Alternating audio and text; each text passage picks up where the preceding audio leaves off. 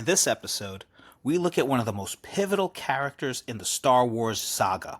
She was royalty. She was a senator of the Empire. She was also a leader of the Rebel Alliance, a military general, and later on, an important figure in the resistance against the First Order. And she even trained to use the Force as a Jedi. We're talking about the one and only Princess Leia. Here we go.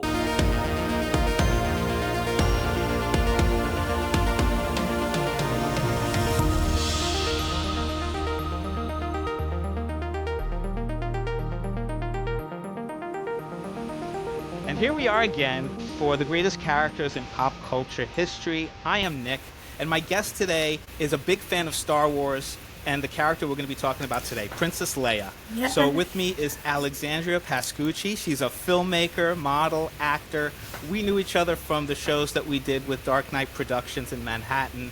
And I know you're a huge Star Wars fan and a huge Leia fan, so I couldn't have asked for a better person to be on the show. Got my You're Leia wearing shirt. the swag. Yes. Those of you who are just maybe not seeing this on YouTube but hearing it, she's got her hair done up like the classic Princess Leia. She's wearing, the Leia shirt, so thank you. I guess let's start with why you think Princess Leia is one of the greatest characters of all time. Star Wars has so many great characters, but I agree with you. I couldn't ask for a better character to start talking about Star Wars than Princess Leia. Leia, ever since I started watching Star Wars as a child, has literally been someone I've looked up to, and I still do now. I feel like so many of life's lessons I get from her. Like when I have to remind myself to be strong, like I think of things she's done, and I think it can apply to pretty much anyone. Like and we can go through it and talk about it, but there's so many lessons we can learn through her that can apply to real life situations. And even if you don't know Star Wars, you know Princess Leia. Like there's so many things about her that you just if you see someone with the hair, and even if you don't watch Star Wars, and there's so much we can get into, but yeah. And I think you hit it on the head when you said she's so inspirational. Like there have been so many stereotypical princesses or these science fiction adventures that had like a female sidekick. And I know George Lucas was inspired by Flash Gordon, and you had Dale Arden. And she was, people look at her as kind of a little bit of a feminist icon too. But you look at those early adventures, and Flash Gordon was always rescuing Dale Arden.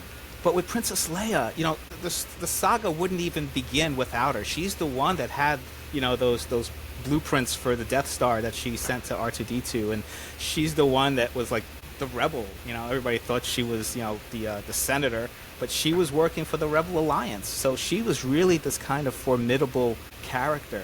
And even though Luke goes to rescue her in the Death Star, she's the one that grabs the blaster, and she's the one that pushes them aside. And she's like, "Get out of my way!" Right? Exactly. So, and she was a general. She was an ambassador. She's all these things wrapped up into one. Do you remember the first time you saw Star Wars and maybe like just fell in love with the character? I do.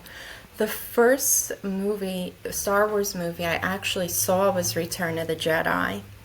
And I remember my first vision of Princess Leia. My grandfather had these action figures, and I found those, and my curiosity grew from a Princess Leia action figure, and I wanted to see the movies. And being a kid, I saw the Ewoks and loved them. So then that drew me to Return of the Jedi, and I would just watch it over and over and over. And then, of course, fell in love with Princess Leia, and then went back to watch the other originals. And then from there, I was just hooked. But it was so important what you were just saying. And I was just watching an interview with George Lucas. And he said that he made Princess Leia as really the one who went in and saved everyone. Like, people may look at it that she went to... that Luke and Han, they went to rescue her, but they, like George said, they were just a bunch of idiots not knowing what they were doing. In the end, she was the one who took control and really got them out of a lot of situations. And, he was sort of talking about, like, the role of women in Star Wars and how it's evolving today, but he said it started with her. Absolutely started with her because she was, again, she's played by Carrie Fisher, so you can't separate the two. She really made the character, and we'll talk about other potential actors who might have played the role that were being considered, but she was what, 5'1", and here she has these scenes with Darth Vader, who was embodied by David Prowse, who was like 6'6", right? And then the scene with Peter Cushing when he blows up Alderaan. Peter Cushing was like 6 feet tall, and she had so much power that she could stand up to them. Like even though Darth Vader was like, "You're a traitor," right? She was just like went right to him. And the scenes when he's interrogating her and torturing her, and he was like, I couldn't break through. You see that she somehow has that force-sensitive nature. That's what protects her. But it was Carrie Fisher that kind of gives it that strength, and she's the general. She's leading these military operations in Empire Strikes Back, and so even though and when in Return of the Jedi, that was your first one. She's wearing the bikini, right, and everything. So that falls into those science fiction tropes, those fantasy illustrations. But then she kills Jabba the Hutt. And she went there to save Han Solo, who was frozen. So she always has agency. She's always, moving the plot forward. Without her, there would really be no story, right? Right. And I think that's so important to remember. And another thing that even if you don't watch Star Wars, a lot of people just know the metal bikini. And they know Leia through that. But it's like if you really dig into it, she killed Jabba, who the one who sexualized her and put her in that. She took care of it, and there's just so many situations in Star Wars where she does all of that, and if you really think about it, it's like how many times did she save everyone? Right. And then Carrie Fisher, I could just go on and on about. I love her, even in her personal life, everything she's done and been open. She is a hero in the films and in real life. That's how I feel. But I could go on and on about her. Yeah, Carrie Fisher was a great writer. If anyone hasn't read any of her books, you should. She was a great screenwriter. She was a fixer. People went to her sometimes to fix a script and add dialogue and add little solutions to plot points that maybe were going awry. But she was really talented. Great sense of humor. And any darkness that she had in her life, any addictions or things like that, she channeled it and used it. And it's just a shame that her life ended when it did, because I think that last movie was going to be about her, right? So the sequel trilogy, you had Han was the focus of the first one, Luke was the focus of the second one, and she really was going to be the focus of that third one. You talked about killing Jabba the Hutt. I mean, again, here's a gangster, interstellar. People feared him, especially if you look at the prequels and some of these other things. But she did it. She was the one that was able to break into his his little den, and even though he captured her, and Carrie Fisher said in interviews that was one of her favorite scenes, being able to use that chain to kind of kill Jabba the Hutt. Right. Who would have expected it? Exactly. So the hairdo, the wardrobe, you talked about the metal bikini. These have all become pop culture tropes. Like you said, people who have never seen a Star Wars movie, they kind of know. And you've done cosplay before. My daughter's going to go to her first one. I think it's going to be an anime one, not a Star Wars one. But when did you start getting into that whole, I want to not only do I love the character, I want to represent her like all these other fans that love her. And why is it, you think, that so many fans gravitate to Princess Leia? Well, me and my sister, Melissa, our first cosplay was back when, I would say in 2005, when we went to go see Revenge of the Sith in theaters, and she was Leia and I was Padme, and that was our official, we put the outfits together, and that officially got us into cosplaying. And then from there we just started evolving more, and now we go to Comic Cons and do all the nerdy stuff, and that's become such a source of therapy for us. It's putting the costumes together and just almost becoming that character for a day and leaving everything else behind. And I think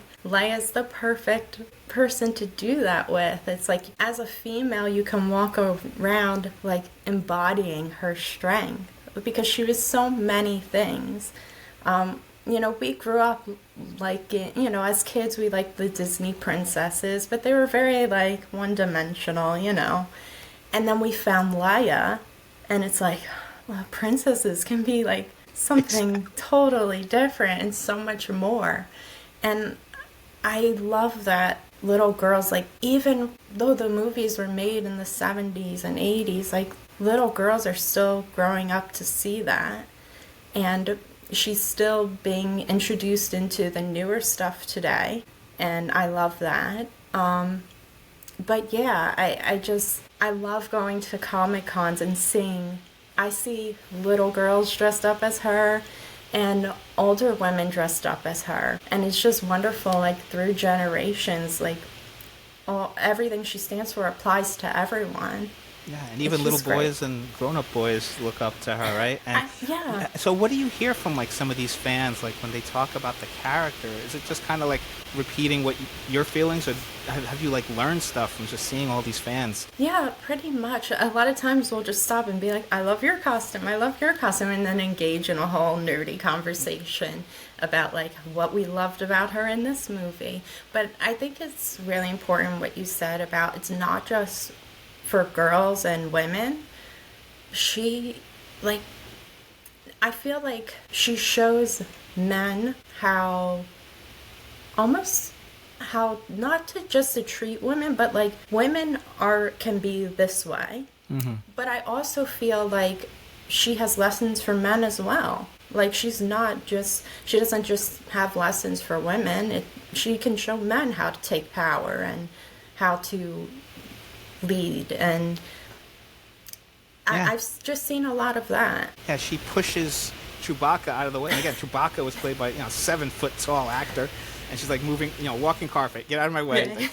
But it's just like the sense that she's forceful, she's in command, she's a leader, but she still has that femininity and that soft side.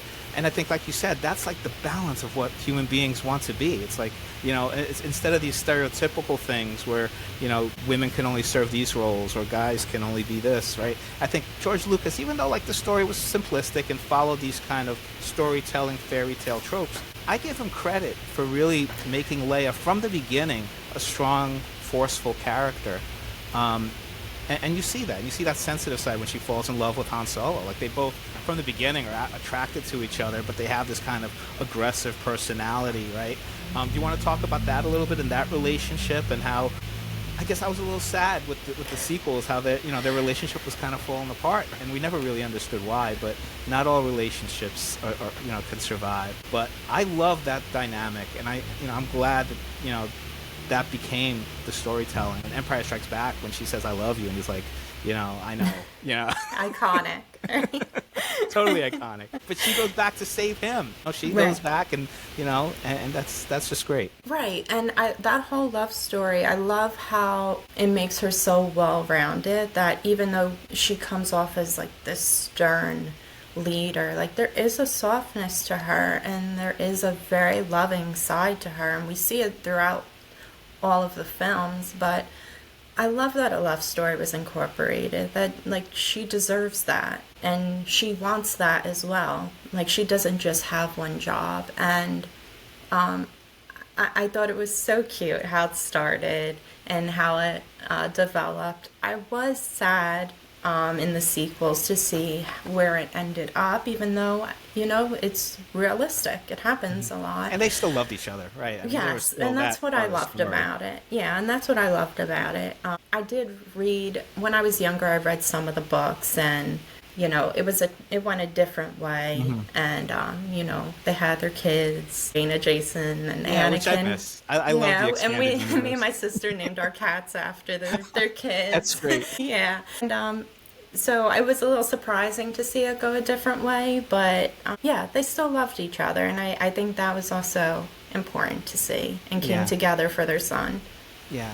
And before we get into the whole story, let's think about the people that would have played her, because George Lucas was looking for the right actor to fill the role landed on Carrie Fisher, which I think was the perfect choice. She was just fantastic. But I'm going to throw out some names of these are the people that were actually being considered in the running, right? So there was Karen Allen, who ended up being in Raiders of the Lost Ark. Glenn Close, who I never thought, but, she became, Fatal Attraction. Farrah Fawcett, who was huge in the 70s. So she had done Logan's Run, Charlie's Angels. It totally would have been, I think, a different character if she got the role. Angelica Houston, right? Amy Irving, who was then in Carrie. Jessica Lange, who in the 70s was in King Kong.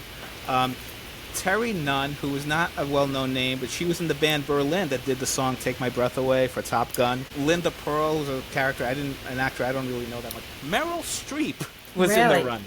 So can you, her career went a totally different way. Obviously, she got so many awards. Cindy Williams, a lot of people saw the screen test. So she had worked with Lucas before with American Graffiti.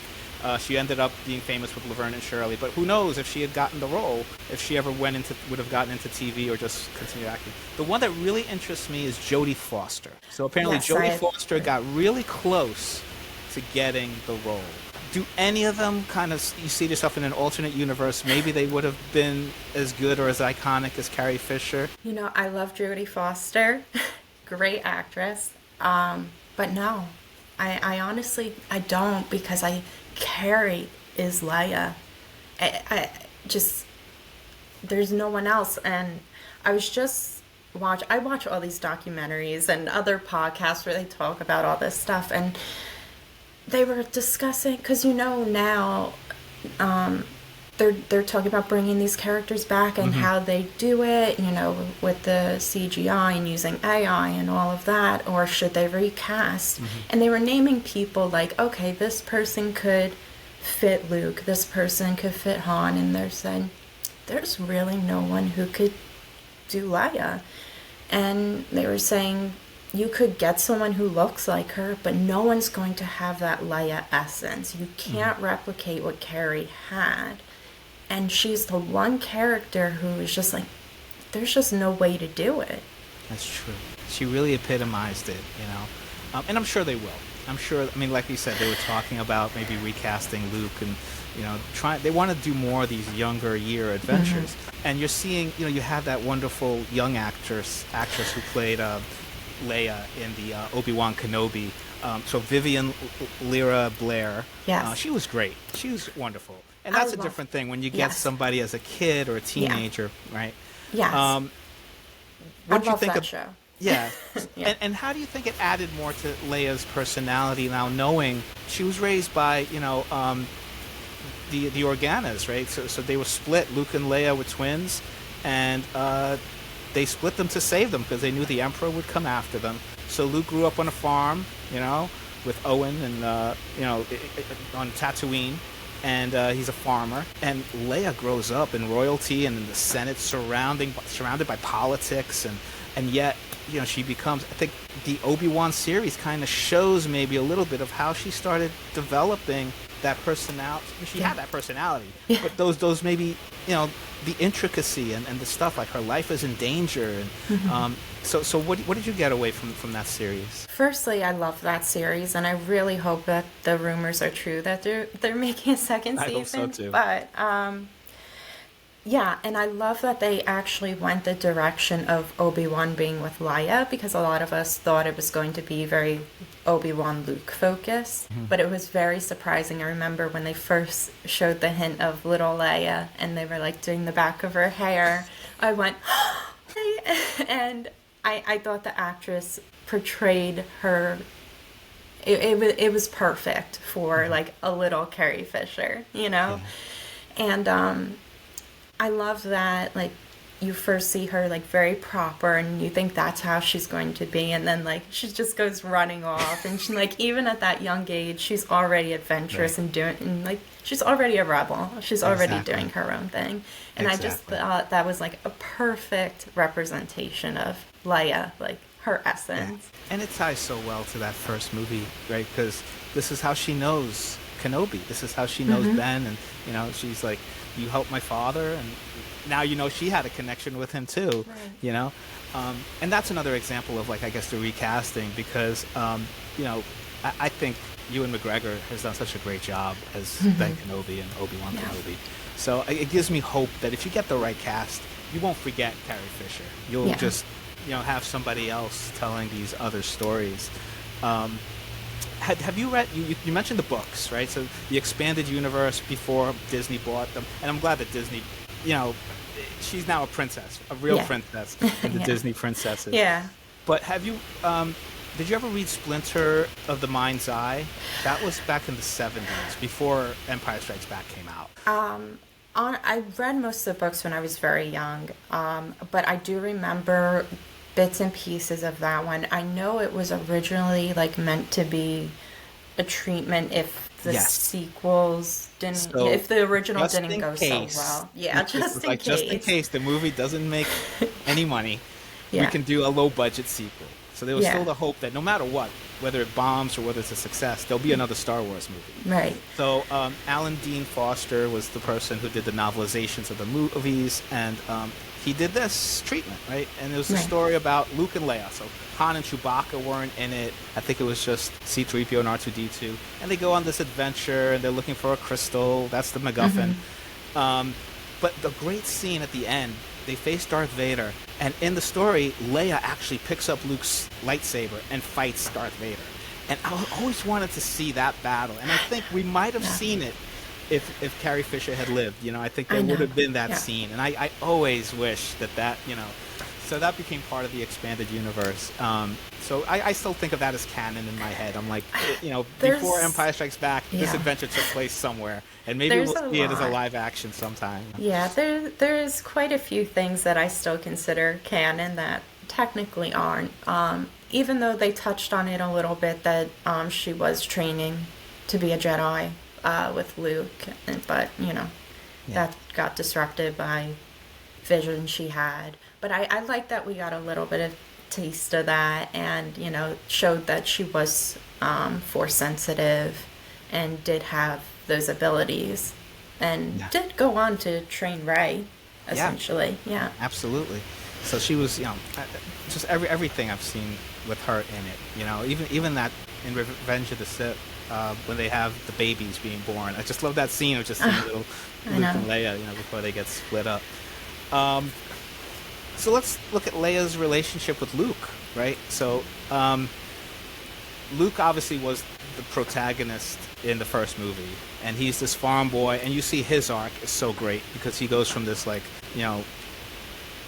young kid, looking for adventure, and his eyes are open to what the universe is really like. He gets, close to turning to the dark side. Yeah. And then there's that, everybody makes fun of, like, they were, like, starting this relationship, right? Yeah. And George Lucas apparently didn't know that, as he was telling the story, right, he didn't really think that Leia was, they were going to save that for the other trilogy. And then when Return of the Jedi came out, that's when they're like, okay, let's mention the other is, because he didn't want to do the sequel trilogy at that point. Right. He was still burned out. What do you think of the relationship between Luke and Leia? I always think it was always Han from the beginning. Lucas makes that pretty clear that Yeah. they're this, the love is between them, right? Right. So what do you think about their relationship and their, she's really, she's the action person when they're trying to escape from the Death Star. Yeah. Yeah, I agree. I think George did kind of set it up, even when Han is like, either I'm going to kill her or I'm beginning to like her. I think it was sort of set up there, and I obviously glad it went in that direction. But, yeah, I love like how through all of it, they really come to bond, and it's so like emotional and such a beautiful story. But yeah, a lot of people like to compare Leia to Padme, Luke to Anakin, and I did at first too, until you realize it's kind of the other way around. Oh, You kind of see that, Luke is a little more softer, like his mother, but you see, like, Leia has that aggressiveness, like her father. Like, she's the one that, like, usually takes charge. And I thought that was interesting because everyone kind of looked at it in a different way. And I recently read that, and I'm like, yeah, it's so true. And, That's a great perspective. That's really yeah, good. yeah, I like Yeah. that. Yeah, and then in the books, they have more than one kid, and you see, I think one of them turns to the dark side. Yeah. It's been a while since I'd read it, but Yeah. I always find that storytelling, to see how they're getting these personalities from their parents, and that's a good point about, Leia having some of that Anakin personality, and I guess we could connect. That could be the next thing we talk about. It's just like her interactions with Darth Vader later, because she didn't really interact with Anakin. She was too young, right? But Right. she's obviously, as a senator, has dealt with Grand Moff Tarkin and Darth Vader, and they kind of see that they suspect the rumors that have been going around that she's a rebel, maybe, but she stands her ground, and I'm curious to see where that would have gone, later on, like. So what do you think about her relationship with Darth Vader in those scenes? And especially Grand Moff Tarkin, when they're going to blow up Alderaan, and they're like, tell me where the base is. And she's like, okay, it's Dantooine. All right, continue. And she's like, what? That reaction is so genuine, right? Love it. Yeah, no fear. And even if there is, she doesn't show it. And I feel like anyone presented with Tarkin or Vader, like, there's just automatic fear. And I think that, being a leader, like, that's the best way to do it. Like, just show no fear, no intimidation. But yeah, because even when Luke first sees Vader, there's automatic fear. Anyone who comes into his presence, there's just fear, but we don't see that from her. Yeah. And yeah, it's so great. And there must have been so much weight on this character's shoulders, knowing that she has the plans. If this is lost, the rebellion is over, right? And yet she stands up to these people, and she's like, we're going to do it. What'd you think then about the in Rogue One, when they computer generated her to bring back her character? You mentioned Tarkin. They did the same thing with Tarkin. Yeah. Did you like it, or were you offended by it, or? No, I really did like it, and that was a great surprise at the end. And to me, it tied everything together, because I loved Rogue One. Yeah, great movie. And everything leading up to it, like, it went straight into A New Hope, and that's what I loved about it. And everything regarding the plans, it all went to Leia, and it was all on her. Yeah. Hands I think having now. her was a good bridge. Obviously having Vader coming in, kind of an expansion of that scene from the beginning of A New Hope. What an ending! It's Yeah. amazing. Yeah. But yeah, I think seeing Leia was great, and maybe the digital stuff is still not where it needs to be 100%. And thankfully there's protections for actors to use their likeness. But they got the person that played her was the same height. Yeah. They did it with Billie Lourd in the third movie, when she had passed away. But they had those flashback scenes, so they had Carrie Fisher's daughter, who's apparently the same exact height, Carrie Fisher, and they put her face digitally to do some of those scenes. And I thought it was seamless in that regard. So I think it's really amazing what they can do. And of course with Mark Hamill, with Luke, making him look, they could do it. Yeah. So I think as long as it's respectful and the estate agrees to it, I think it's okay. I agree, and I love what her daughter is doing for her mother and her character. She truly loves that character, you can tell. And I believe she wants the character to live on, and I think she's done it right and made sure everything's been done right and with respect. I'm not a fan of AI. I don't like what it's doing to, or what it has the potential to do to a lot of jobs. But I feel like if they have the right, like what they're doing now, like de-aging, they're still using the same actors for the most part. And I think that's okay. I love it. I mean, it gives me a chance to see the characters. And in the case with Leia, I think it was done, like you said, with respect, and I think it was done correctly. It felt right. Yeah, and I'm curious to see where they go with it, because I think there's still so much more stories to tell. I love the juxtaposition then from A New Hope to Empire, where she's firmly a general and a military leader. She's like, when they're in Hoth, she's calling the shots. She's telling them what to do. And I think there's one scene where they have Harrison Ford in the distance on top of the Millennium Falcon, and he's just watching her when she's like, and I don't know if that was intentionally scripted that way, but it was like he has this sense of awe that, wow, look at the power she has and what she's doing. And I think that's what we feel like as an audience, right? Right. And I think I know what you mean, where it's like everyone's circled around her and Yes. she's just telling them all what to do. And then like one guy questions her and she's just like, "No, that's what we're doing." It's like, okay. But yeah, I think we all just watch her in awe, and it's like, okay, you just find a trust in her. Like, no, she knows what she's talking about. And I like that she's not just the type to sit back and, tell everyone what to do and sit back. Like, we see Return of the Jedi, like, she's out there fighting with them. Yeah, I like that aspect, too. Yeah, and she's the one that brings back Han. I mean, in the end of the first movie, he's there for the reward. He's the scoundrel. He's just in it for, the money. And he bonded with Luke and everything. So you think maybe he would have still come back. But if it wasn't for Leia, I think he would not have come back. Because at the end, he's there. She's like, you just want the reward. Just take the reward and run. Go ahead. Do it, So I think that's what kind of like, he was starting to feel things for her. But he also saw like, look at what she's doing.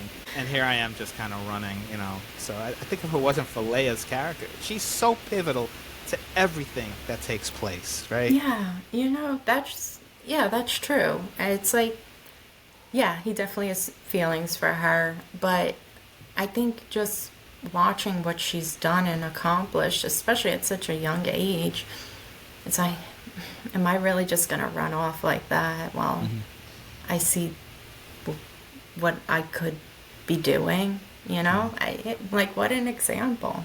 Yeah. And I love the series now, the streaming series, because they're expanding upon it, and I think they're doing it so well with The Mandalorian and with Obi-Wan and Ahsoka. I think it's also bringing characters back from the expanded universe that you thought were no longer canon, and you're like, oh, maybe we'll see Mara Jade, maybe we'll see all these other characters that we loved. So where do you think it's going? Like, where do you think, like, if there is a season 2 of Obi-Wan Kenobi, what role do you see Leia having? Or do you think the second season maybe will focus on young Luke, Yeah, that's the thing. It's all speculative, so who knows? Right? Yeah, that's the thing. But I talk about it all the time with my sister.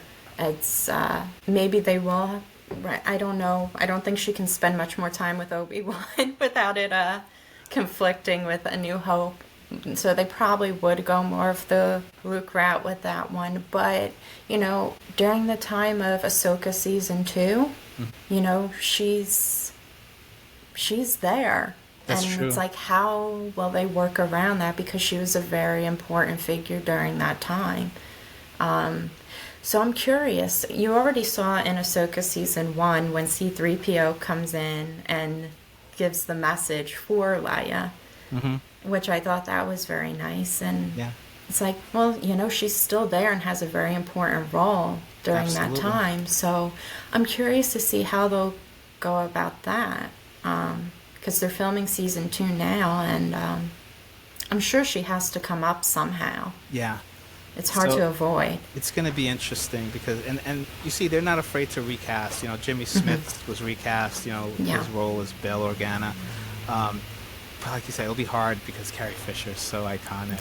But, Mark Hamill seems to be giving his blessing to letting another actor kind of do it if it reaches that point. Or just keep doing this kind of digital stuff that they're playing with. What else can we say about Leia? Some of the spoofs. Have you seen, like, Spaceballs, right? Where they... I have. She's listening. It ends up being headphones, right? Right. And I think that's just, like, what I was saying. Like, if you don't know Leia, you know the hair. Yeah. And you know who that belongs to. Yeah, I actually loved Spaceballs as a kid. And I think they're making a new one. They're making a sequel, so we'll see. So I'm actually excited for that. Yeah. And she had fun with it, too. Like, I remember seeing her Carrie Fisher, go on, like, talk shows and, the Christmas special, right? Did you remember seeing that in any capacity, right? Yes. So that was singing. Fun. The singing. But there was always some cheap, campy kind of elements to it. but she played it with such heart and such Right. genuineness, and that's where it becomes fun. It's not just a mockery, it's not just a comedy or a spoof. It's like they took it seriously. So little kids take it deadly seriously. They're like, Yeah. Darth Vader's, really, really a bad guy. So, Darth Vader scares me. and just the lighting when he comes in with the Yeah. white smoke and just Yeah. this dark figure kind of coming through. But I always that interrogation scene. They never showed it. It was off camera, but you see that big orb with the needles, and I'm like, oh my gosh, what are they going to do to her? And it then you still realize doesn't work. It doesn't, and that's when the first hint that maybe she has this kind of force power. She's force sensitive, that she can resist this torture. And even he says it. I'm surprised. Of all the people he's probably tortured, she was able to fight it off. Right. I like that that's the first hint of seeing that she's force sensitive. And then, like, you see it again in Empire when she senses Luke is calling out to her. I like those little hints that they've thrown in. Yeah. Yeah. And And then then we know who she ends up being. So. Yeah. How long do you think she knew that Luke was her brother? Because then in Return of the Jedi, she's just like, she kind of knows, right? And maybe it is that force sensitive aspect of it, or it could be a scene that we'll see some other time. They might film it and do it. But what do you think of that? Like, how do you see Luke's perspective and how he, hears about this? But what do you think is that untold story about Leia? I love that line. I love that whole scene in general. Again, because it shows her in a different light. It shows like her soft side. And I always wondered the same thing, like, to what capacity did she know? Was it just like a feeling like, why am I so connected to this person? Does she really know it, like, actual brother? Or it's like, I know, like, there's some sort of connection between us. And yeah, I'd love to know that. And I also love the part where, like, she is the one who has, like, those memories or senses of her mother. When, I mean, we see Revenge of the Sith, and it's like, how would she know? Yeah. Like, Yeah, so she's not talking about the Queen Organa, right? She's not Yeah. talking about Bail's Yeah. wife. Right. She's really talking about Padme. right. So yeah, she was a baby. So what? But again, there was that maybe some kind of forced connection there or something. Right. And maybe it was kind of mixing the two. Maybe she was talking a little bit about the Queen, but Luke was obviously talking about his physical mother. He had no Right. connection to Right. the Organas. Right. So Yeah. I love that scene. And, who knows? Like, maybe she was the one who was more force sensitive than he was. But, yeah, yeah, because Yeah. you can tell, like, that was really, like, instilled in her. It was in her. Like, Yeah. and, yeah, I kind of wish we saw more of that. me too. And I think Yeah. we would have seen something special. It's a shame I that know. happened. Yeah. But I was curious to see where it would have gone. I love in the second one, The Last Jedi, when that space scene, and you see the power she has, and you really like, she is this force to be reckoned with, pun intended, right? Right. What could she have done, and then the connection to Rey and how she would have trained her and all that. Right. So And even, when she reaches out, she gives her, like, the last of everything she has to use the Force to reach out to her son. Yeah. At the very end. And that's a great relationship yeah. too, right Yeah. there. Because how heartbreaking is that to see your son turn to the dark side after everything else you've seen? But Yeah. it's that loop again. It's like the connection to Anakin, and that comes from Leia too. That Yeah. kind of has gone down to, Ben Solo, right? That's I guess a lot of people have put down sometimes the prequels and the sequels and all the movies, even the ones we love, the original trilogy, have some flaws in it. Yeah. I love all of them. I really So do think I. they have some entertainment value there that really connects me. Yeah, people always ask me which one's my favorite, and I'm going back to George, obviously a huge George fan. Like, I call myself a wannabe filmmaker. Like, he's my ultimate. Well, you're like, a real who I film. I mean, look- you've made a movie, so it's not. Okay, You are a so- filmmaker. But yeah. like, he's like who I look up to as a filmmaker. And but yeah, it's just like, I don't know. It just, the way that he set everything up, he said it's meant to be seen as one whole movie. And you can't really pick one. It's one full story. And Yeah. yes, he only meant the first 6 that he made, but I also do see the sequels as part of that. Me too. There is a bit of a separation that you can tell George didn't make them, but I think they fit pretty well. And, Yeah. I never was into all that hate that they got. Yes, definitely not perfect. Maybe not, maybe the directors should have had more communication, but I think it did fit pretty well. And that's how I feel with the prequels too. Like, I loved seeing them. And then there's things, if I was writing it or directing it, I would have maybe shown more of the Clone Wars in the actual movies instead of in the cartoons or things like that. But I loved it. I just, it was, Star Wars was one of my first movies that I saw on the big screen. And it opened up my imagination.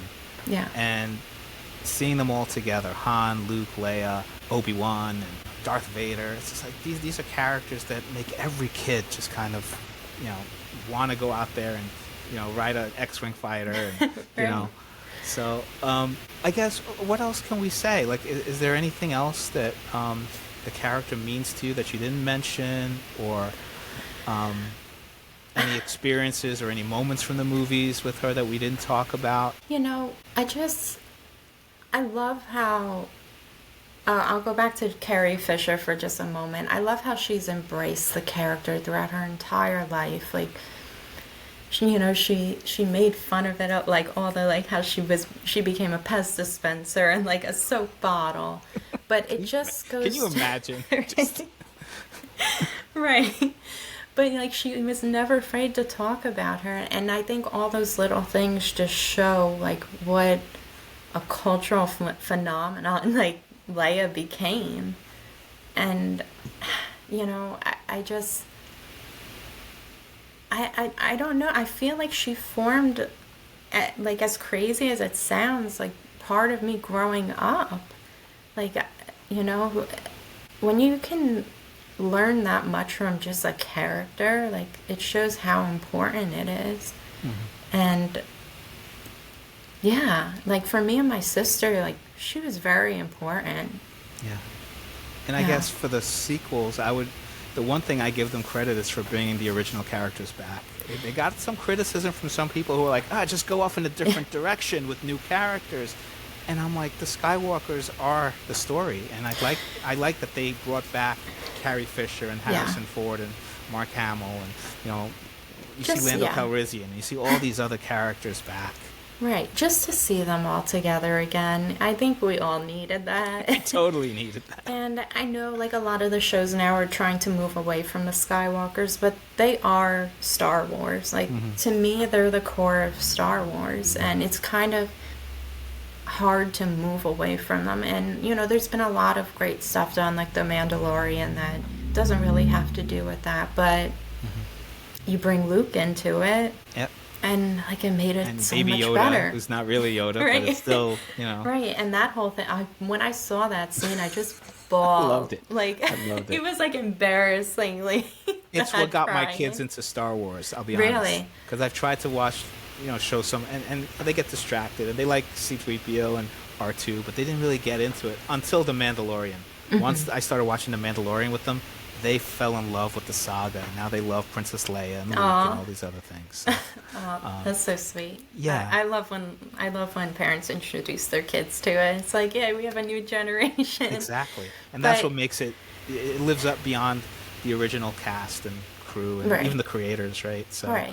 And I think, during that, we see, like, how strong Luke has become, like, during that time. And Leia's the same way during that time. And I'm just curious where they're going to go from there. Because, she's kind of, we think we've seen her in her prime, but she still is, during that time. Yeah. So I'm glad they're pursuing other characters and other storylines, because there's so much in the saga to be told. But at the same time, I am so grateful that they are sticking with some of these stories, and I want to see more Leia. I want to see more Luke, you know, and see what else they can tell us. Right. So, And I think That's hard for me because as much as I do want more Leia, can never get enough Leia. I know. She's Carrie, Yeah, and Carrie's. Carrie is her, and I just hope it's done right. That's the key. Yeah, because she's so important. Yeah, but she will always be connected, just like Alec Guinness will always be connected to Right. Ben Kenobi. But Ewan McGregor has more stories to tell. So Yeah. so we'll see. This has been great. I'm really grateful that you're able to take time to be part of this. So Yeah. thank you so Anytime to much. talk about Leia. I appreciate it. So thank you all for tuning in. Like, share, subscribe, and I'm just grateful again. Anything else that you're working on that you want to plug or say for anybody? You had that wonderful film, Infliction, and others. Are you at least working on new ideas and new stories? Yeah, so we ended up making Inflection into a feature, which was my first and as of right now only feature. I would love to do another. I've done some other shorts in the meantime. I've done one called Unspoken Truths, which is on YouTube, and Black Velveteen, which is on YouTube. Those I did within the past year, but my main goal is to do another feature. I'm sure you will. It takes a lot of work, but does, hopefully it we'll does. get there. You will. Well, thank you again, and thank you all, and we will see you next time on Greatest Characters in Pop Culture. Thank you.